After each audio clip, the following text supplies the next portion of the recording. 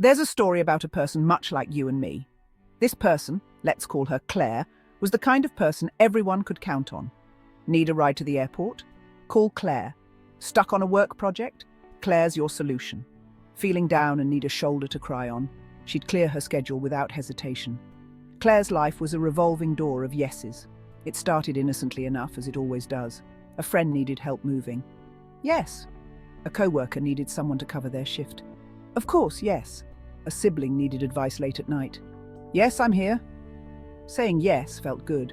It made her feel useful, needed, even loved. Every yes was a little stone, placed in her invisible backpack, a weight so small, so subtle, she hardly noticed it.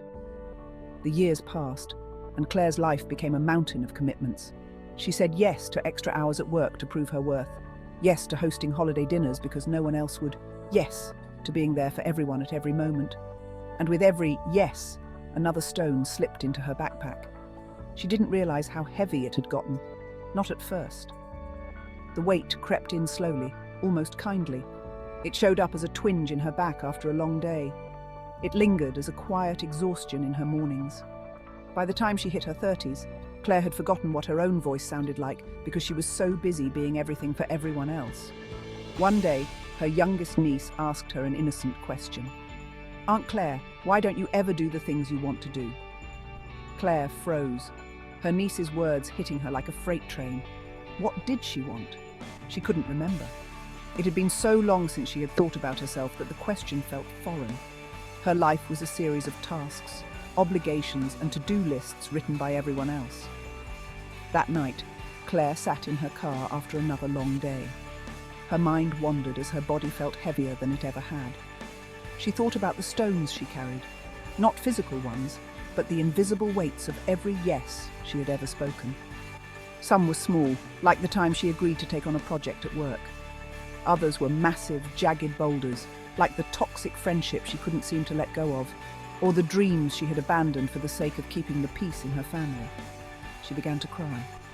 Not because of the weight itself, but because she realized she had been carrying it for so long, she didn't know how to put it down. The next morning, Claire made a decision. It wasn't dramatic. She didn't quit her job or burn bridges. She just decided to practice saying one simple word. No. No, I can't make it this time. No, I don't have the bandwidth for that right now. No, I need some time for myself. At first, it was terrifying. Every no felt like an earthquake, shaking the foundations of her relationships and routines. But something incredible happened. The stones began to fall away. Slowly, she could stand up straighter, breathe a little deeper. She realized that the people who truly cared about her understood. They adjusted. And those who didn't? Well, maybe they were never meant to stay.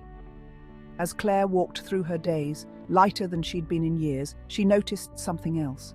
Her backpack wasn't completely empty. She still carried some stones, but these were different. They were the ones she chose, the yeses she wanted to give, the ones that brought her joy, meaning, and connection. And she learned the most important lesson of all: saying yes to everyone else is not worth saying no to yourself. Sometimes, the greatest act of love is putting down the stones that don't belong to you. Claire's story isn't just her own, it's all of ours. How many stones are you carrying today? And how many are truly yours to bear?